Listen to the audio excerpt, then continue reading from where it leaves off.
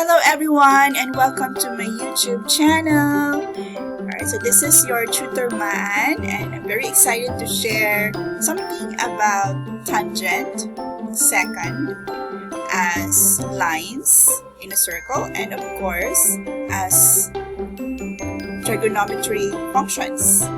Okay, and then we will talk about construct a quadrilateral whose sides tend to be tangent lines of a common circle. So we are going to have a quadrilateral with a circle inside it. So before I start, let me share to you a quote from Albert Einstein. Science without religion is lame. Religion without science is blind. So when we teach history and math, we can always think of spirituality. History and math truly have divinity. Its existence is worth protecting and preserving by taking a divine path, no matter how alone or mystic one can be. When we teach history and math, we always allow the Bible and other spiritual texts and writings to guide our path towards divinity, no matter how sinful we were in the past. And let me recommend a video featuring a stencil artist.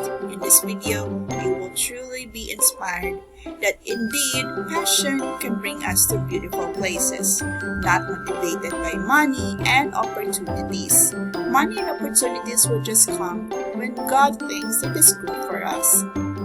Joy, motivation, inspiration, wisdom, peace of mind, safety, and beauty are truly graces from God. And I sincerely pray for everybody to have these graces. So thank you for the families supporting my YouTube channel by hiring me as their family tutor. Such generosity sustains me in my practice teaching here in YouTube and my religious self-studies. Alright, so let's now start with our lesson. You might be wondering why there are two trigonometry functions like tangent function and secant function. Why we call those ratios, those trigonometry ratios and trigonometry functions as tangent and secant. So our math legends and math teachers in the past have decided in unison that it is indeed the simplest when we study triangles in a unit circle. So let's start by constructing a unit circle. So we have x and y axis here. So the center of the unit circle is 0, 0. There is point 0, 0, and then we are going to draw now a unit circle. Okay, with radius 1. Okay, so again, the definition of a unit circle, it is a circle, okay, with radius 1. Alright? Okay, so let me illustrate further. So this is a unit circle, the center is 0, 0, point 0, 0, and then this is a radius, it is a point in the circle, and then the radius here is 1. And then from 0, 0 to another point in the circle, and then the radius is 1. Okay, and then from 0, 0 to another point in the circle, then the radius is 1. So this is a unit circle. Now we are going to construct a tangent line. Okay, a tangent line.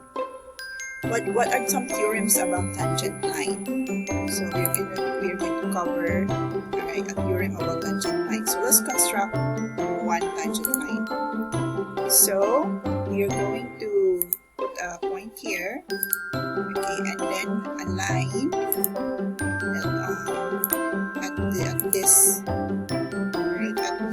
from this point, tangent to the circle, and then we have an external point along the tangent line. Okay, so let me just rename the points. Here's the theorem. So let T be a point on a circle with the center O. Okay, so we have point E. the line through T is perpendicular to the radius OT is the tangent to the circle. So the definition of a tangent line, there would be a point of contact T, and then if you're going to connect that with the center, so we have a line OT. That line OT will be perpendicular to the tangent line. For the tangent line, okay, will be perpendicular to the line created from the point of contact to the center. Okay, look at here. Why is it perpendicular? Okay, so it is perpendicular because the angle at the point of contact is 90 degrees. Okay, so it's perpendicular. And always remember that the tangent line, or that tangent line, is the only tangent to the circle at T. Okay, the proof of this is out of scope for this video. Now then, every point on the tangent except the T itself, the point of contact, lies outside the circle. Okay, so let me illustrate what the theorem means. Okay, so again, there's only one tangent line for every point of contact, for every 1 point of contact in the circle. So you cannot have another tangent line that would look like this, or like that. Okay, that would be a secant already. Alright, and then in this tangent line, the point of contact is the only point inside the circle, or it's the only point that is also a point of the circle. The other points here, this one, okay, the other points in the tangent line lies outside the circle. Okay, so that is the theorem, or some properties about a tangent line at the point of contact with the circle. Alright, so moving back to our construction here, now we are going to connect O and P.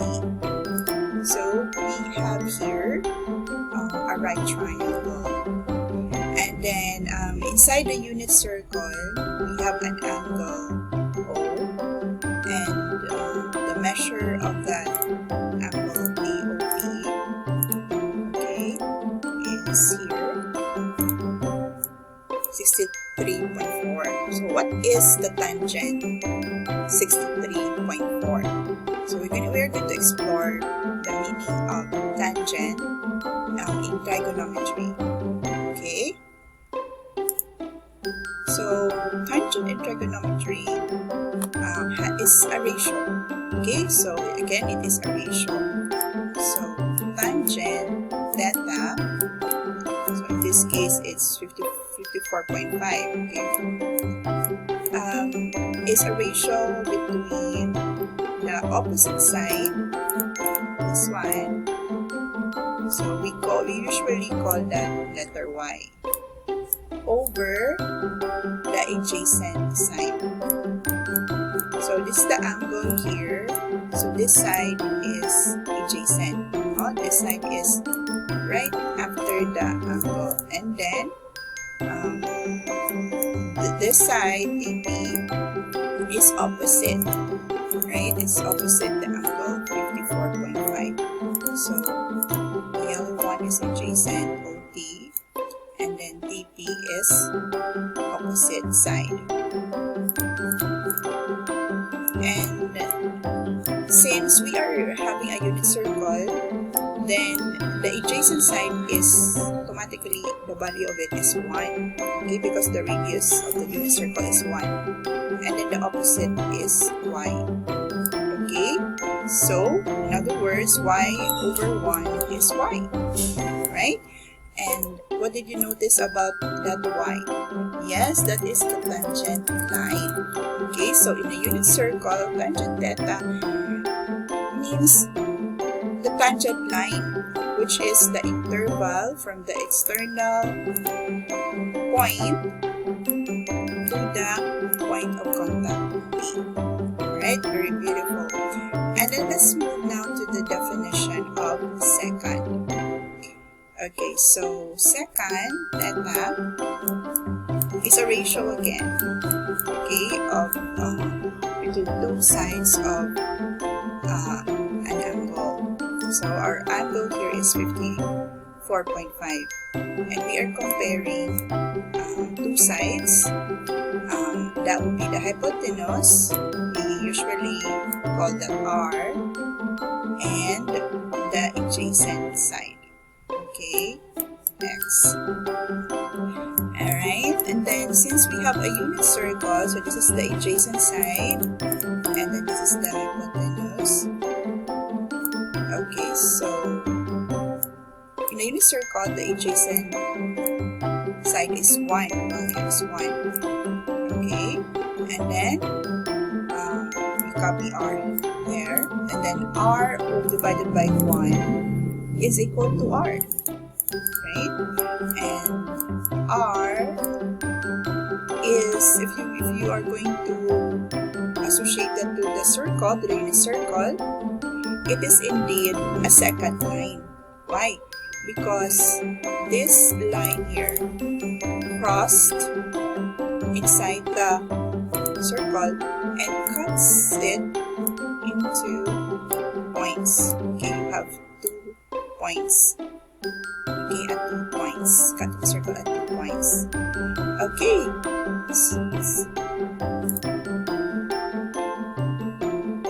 And now let's have a very interesting part about secant. Okay, you know what? We can basically draw a quadrilateral, right?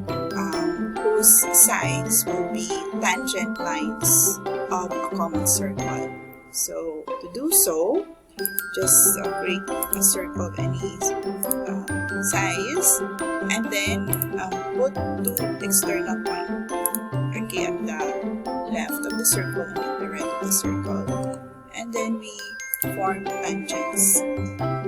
Okay, so we have a functionality in GeoGebra tangents.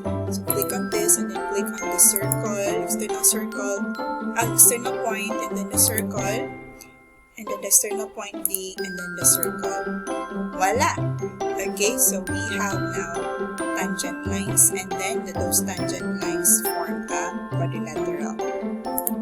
See, so we now have a quadrilateral, and you would be wondering, when having a quadrilateral, when can we say that we can inscribe a circle? We can have a common circle. Okay, we can draw a circle inside it. That would be, and that circle will touch all sides of the quadrilateral. So we just have to measure the side lengths. Then after measuring the side lengths, then add up the opposite sides. So 7.1 plus 9 is 16.1.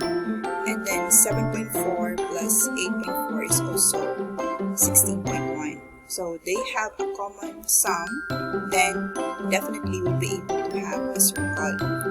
Okay, so how to draw that in GeoGebra? So we just have to get the we call the function angle bisector.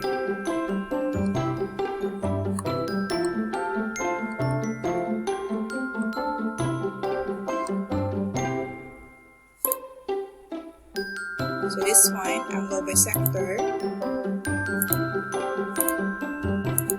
Alright, and then upon calling the angle bisector, we will be having a common point, and that is very significant because that would be the center of the circle.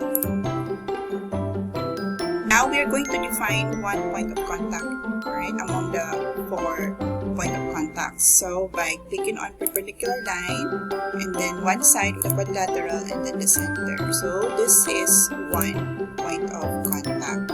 So we can now draw a circle, okay, and then stop at the one point of contact. Okay, this is beautiful, right? Thank you for watching.